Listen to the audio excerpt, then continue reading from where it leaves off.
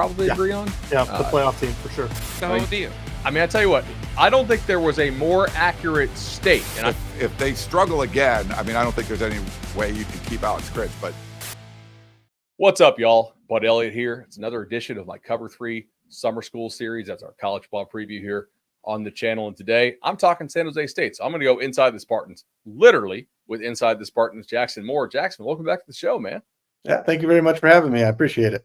No doubt. So, Fresno, I felt like that was a neat and tidy preview. Like, what do we need to know? Pretty bankable coaching staff. We knew what the heck we were looking at. You know, a couple fun surprises. Everybody needs to listen to that episode. You know, maybe for some guys who could ball out that were hurt last year or that maybe are emerging as spring went on. This might take us a little minute to get through. I got to say, because San Jose, Brent Brennan left for Arizona, and they hired Coach Ken Niumatalolo, who was last at Navy. In dealer's choice, you want to start offense, you want to start defense. I'm going to ask you, like, how is this going to look different on both sides of the ball? Yeah, let's go offense, because while it's a big coaching change, the defense might not look all that different. So maybe it's more time on the offense. For sure.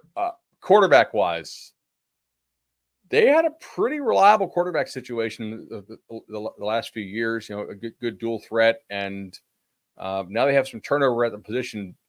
I guess, well, I should probably ask, what the heck are they running? Because Ken was known for the triple option at Navy, but yet he has some passing routes if you really kind of go back and study his coaching tree. What are they going to run here? Yeah, I was instantly excited when I heard, they're going with Niumatalolo, and then he wants to run and shoot. So, like, all right, this is going to be fun. I cover some Hawaii as well, and I love watching their games. So they seem to always go back to that. And not only is it a run and shoot, but it's what they're calling the spread and shred. It's Craig Stutzman, who was Nick Rolovich's offensive coordinator. They kind of developed this run and shoot offense at UH. They called it the 2.0 for a while, and it's basically run and shoot with run pass option elements into it. And I love this offense. I think it was probably a little more natural of a fit at UH, where a lot of those kids were running it in high school, but a little more foreign to some of these San Jose State Spartans. But if they get it going, it's going to be a lot of fun to watch. Absolutely. Do they have the personnel to run this?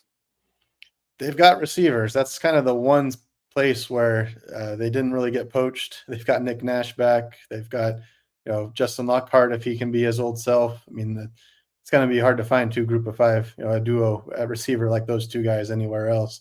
And they've got a lot of other weapons. This is an offense where guys just emerge. They might not be big time recruits, but this offense can produce them. They'll probably be 6, 7, or 8 deep at receiver. So they've got the receivers. Will they have the right quarterback to sling the ball around? I don't know. Are they going to have the complementary running back play? I think they've got a couple of guys, but they've at least got the receivers to make it happen, and they're adding more of them, it seems like, every day. Speaking of quarterback, is there a front runner for this job? It seemed like it was going to be Jay Butterfield, 4-star, was at Oregon, and it felt like by the end of spring, he was kind of the odd man out. And it was actually Emmett Brown, who was a preferred walk-on addition from Washington State, who kind of crossed paths with the spread and shred. They were starting to get that going at Washington State. You've got him as well. So they're bringing in Xavier Ward, who also spent some time at Washington State, who didn't really play there. He went to Sam Houston, didn't win the job there. So he seems to be a guy that's going to factor in right away. They've got about 2 or 3 guys that are going to be battling for this job, and none of them really have much game experience. So it's going to be kind of trial by fire, I think. But that will be really interesting. You mentioned Lockhart, who got hurt last season. Hopefully he comes back at receiver.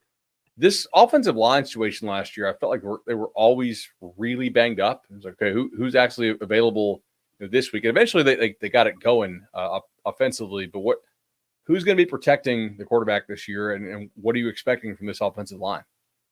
Yeah, that's a big question mark, because they had some graduations, they had some transfers. 2 linemen went over to Arizona. I mean, they're still hitting the portal right now. They've added about 2 or 3 portal linemen since spring.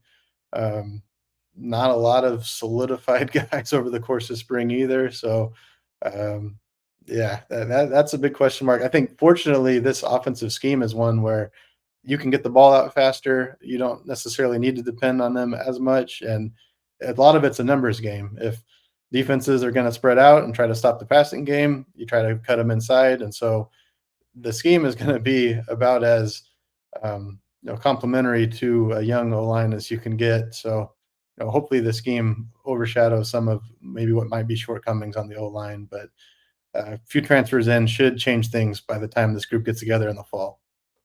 Defensively, I mean, I have very little to like knowledge of what they're going to run on defense, but you said it may not be that big of a change. So I'm curious, what are you expecting there? Yeah, so they did retain defensive coordinator Derek Odom, who was there for the entire Brent Brennan era.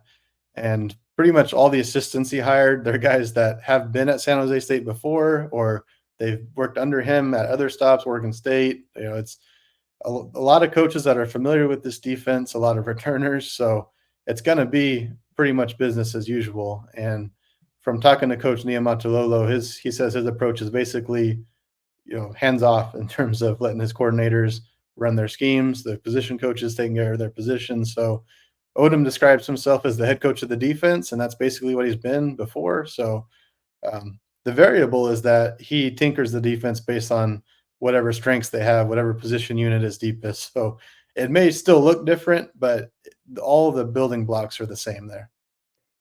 What are the strengths of this defense?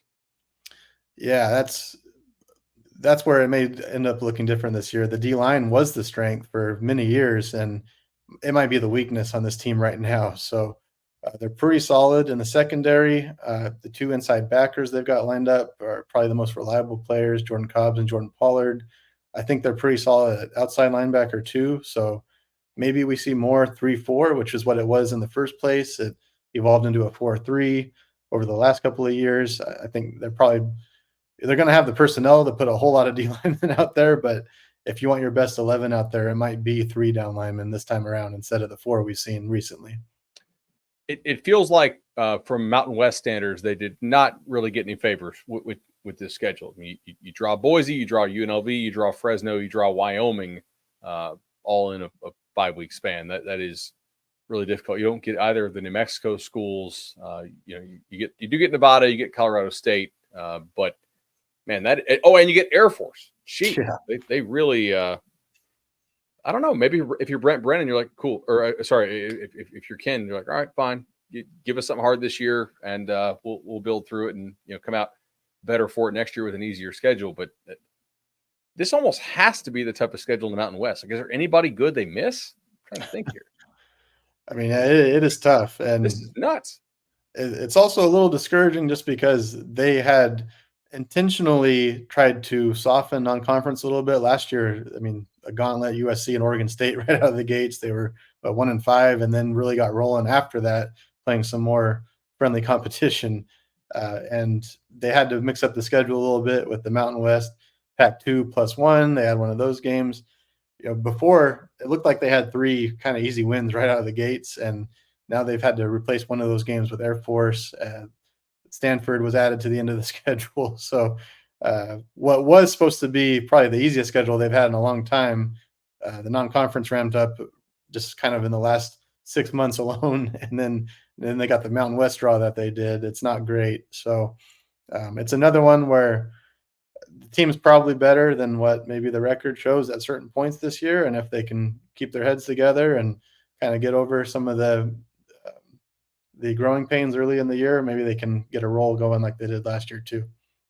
Dude, I'm excited to watch this team because I just feel like there's so much, unknowns, but obviously like good coaches who know the region, know the area, like should do a decent job of finding talent. And I like the fit. Like, I mean, it's not like Ken has had success at programs that have a ton of resources and like is used to unique challenges, although Navy's a different challenge, obviously, than what San Jose is. But this is going to be interesting to watch. I mean, may not, as you said, may not always be pretty, but I am excited to watch.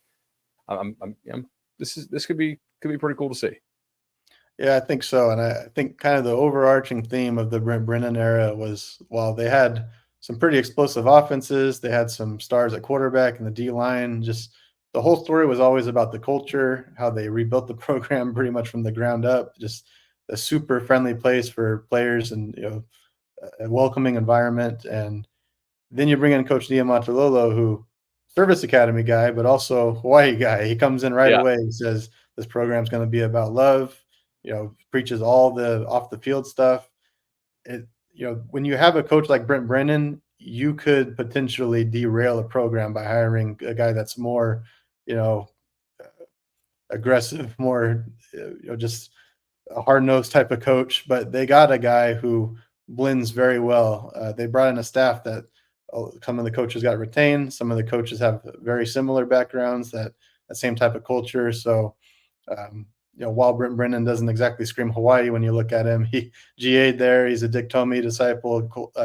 Colt Brennan was his cousin. So there's a lot of similar themes from Brennan to Niumatalolo, and I think that's just going to be huge with the culture. I think it's been huge in retaining some of the players they did. They lost some key guys, but maybe they wouldn't have kept the few that they were able to if they went a different direction. Absolutely. Jackson will be reading all your coverage on Inside the Spartans, and it's going to be a good ride, man. Absolutely. Thank you very much. I appreciate it. Thank you.